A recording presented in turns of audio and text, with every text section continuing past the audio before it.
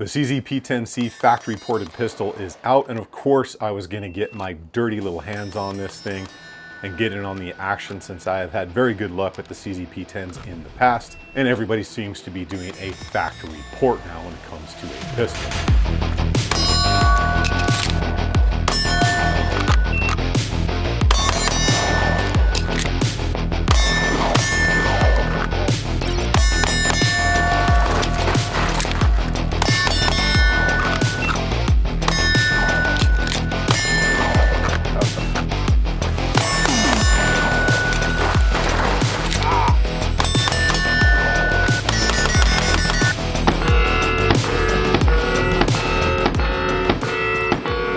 All right, the CZ P10-c ported version with that thick port up front right there finally made its way into my hands. And I was thinking it was just about time for CZ to do a little bit of a refresh when it came to the P10 series of pistols. And obviously the biggest change here is going to be the thick port up in the front, which I can say definitely works. A little something we have to talk about is when it comes to a port like that in a pistol, you'll oftentimes hear people on the forums say, oh, it's gonna blind you if you have to use it at night or something like that. And oh my Lord, that is an absolute myth that needs to finally be buried. I carried a ported or comped pistol on duty for several years. I've used them a ton in low light, no light conditions, even under night vision, and it's not going to do that, right? Like, it's not that big of a deal. So please do away with that myth. Another thing people say when it comes to ported or comped pistols like this is they're gonna be so loud you're gonna damage your hearing.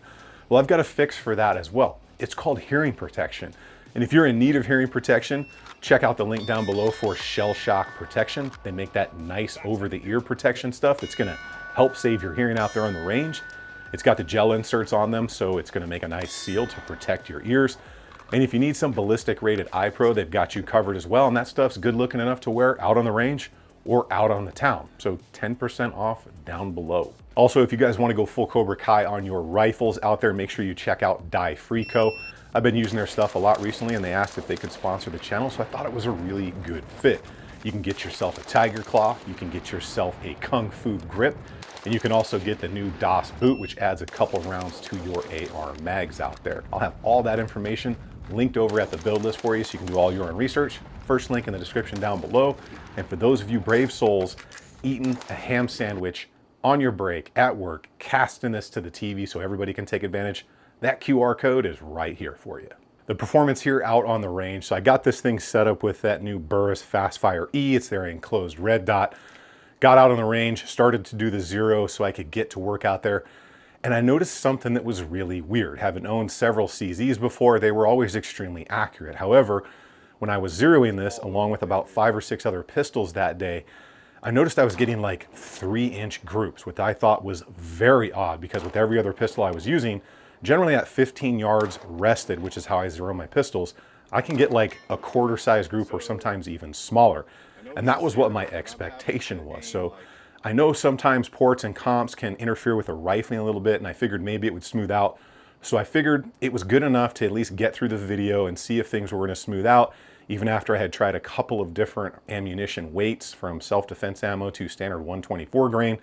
I figured I'll give it a go and see how things turn out like halfway through the day and what the exact results were going to be, especially when I started shooting out at distance. So I ran all of the hot, sweaty drills that I would normally do on a 112-degree Arizona day out there on the range, and it ran like an absolute champ. I had no issues going through approximately 500 rounds of Badlands 124 grain, which is about the only ammo I'm consistently using these days. I love my dudes out there. They're here in Arizona. Their ammunition is extremely consistent, and I'll have some information for them over at the build list, along with some ways to save galactic notes. So drill after drill, mag exchange after mag exchange, the pistol was doing exactly what I expected it to. Haven't owned the P10C and F before. The trigger was solid, of course. I think everybody knows that the P10 trigger is good, and we'll take a look at that and put it on the gauge here in a minute. The feel of the pistol though was good. I was running drills fast.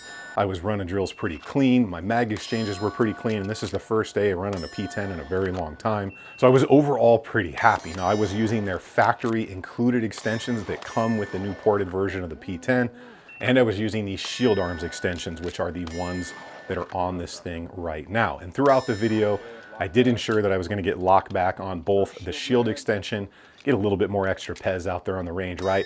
And also the +2s that you get from CZ in the box, all of which ran consistently, reliably, both in feeding and that last round slide lock. So I was liking the feel, I was liking the function, but it came time to do the accuracy testing at distance. And I knew this was kind of gonna be a make or break moment.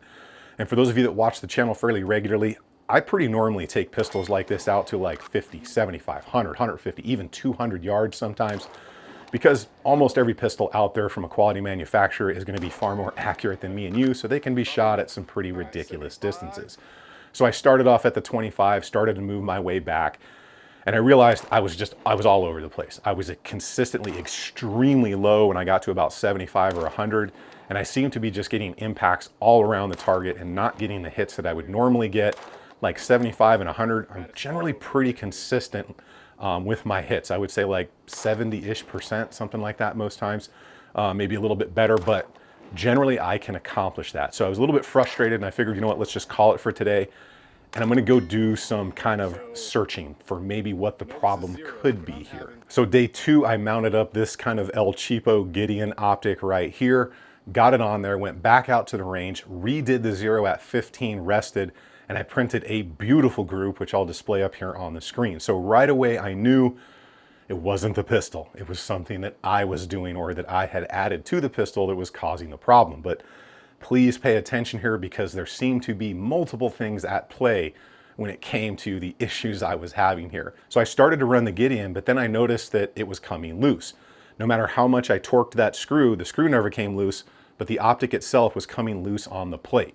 So I pulled the optic off, looked down in here, and it might be a little hard to see, but right there in that area, there's a little bit of a deformation in the mounting surface on the optic. So obviously that interfacing with the plate caused it to not stay on there solid. So I, again, wrapped it up for the day, went home and figured, you know what?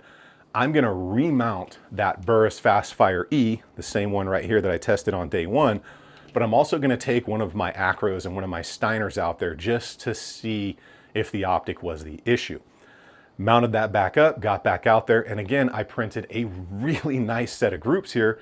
The last one being a 10-round group, -1 flyer. That is a really good group at 15 with a pistol when it's rested, right? And that's kind of my chosen way to do it. So now instantly I knew the problem was not the pistol. The problem was how I mounted the Burris Fastfire E probably the first time. I just didn't get it all the way on there, and it had just enough movement to throw the 0 off. And then of course with that Gideon, the optic itself didn't interface appropriately with the plate. So I figured, hey, it's generally never the gun, right? It's probably the nut behind it, which in this case it was. And then I went for the distance again. And this time I was much more on, which I would normally be, 50, 75, out to 100. But there was one thing that was consistent every time, no matter what optic I put on the pistol.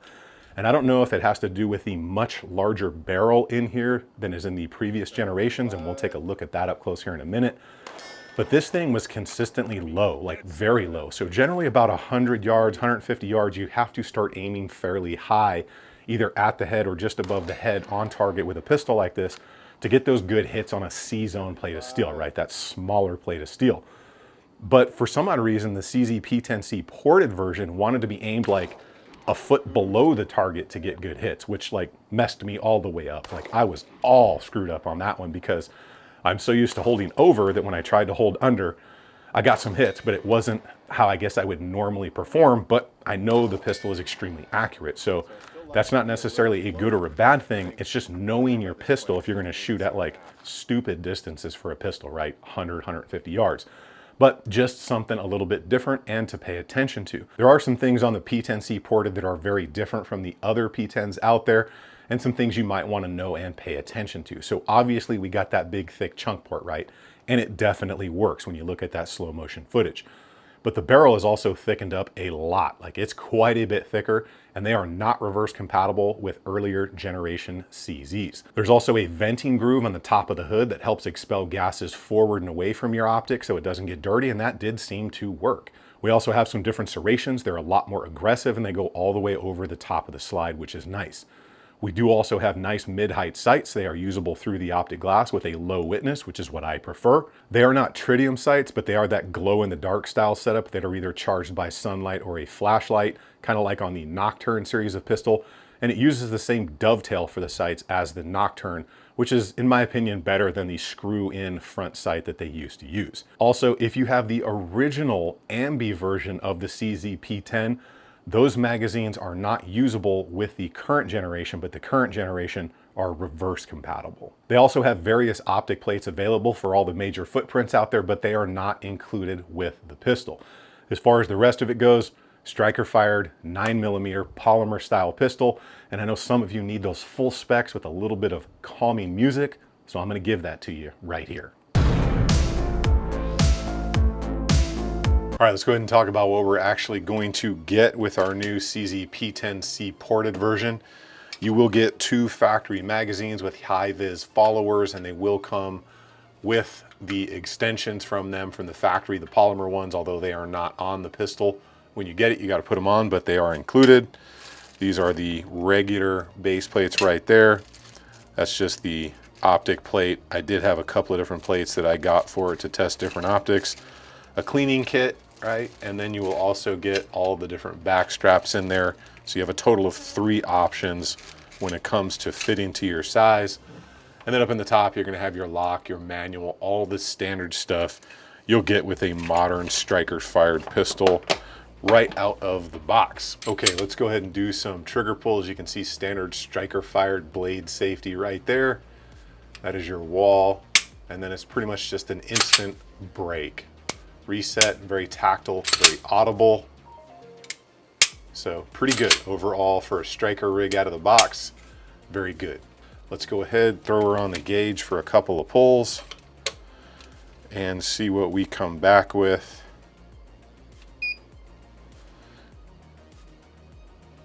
Oh, slipped already.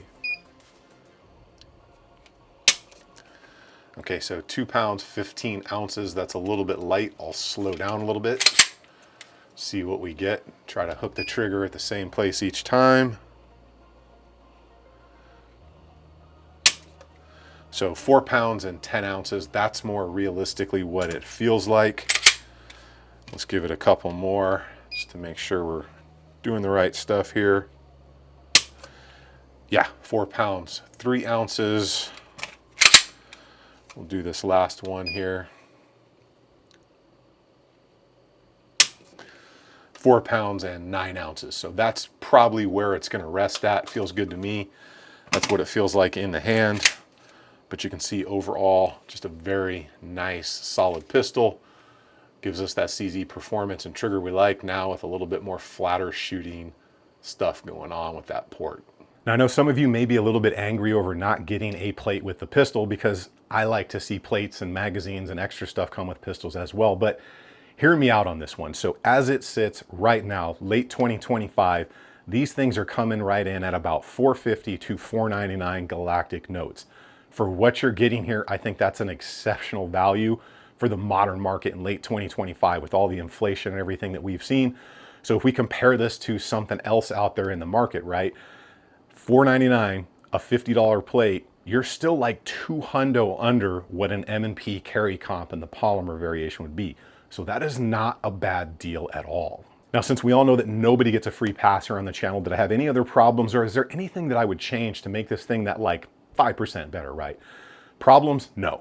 Besides me, obviously not getting optics mounted on there right, she was good to go, ran like an absolute champ, and the comp definitely does its job.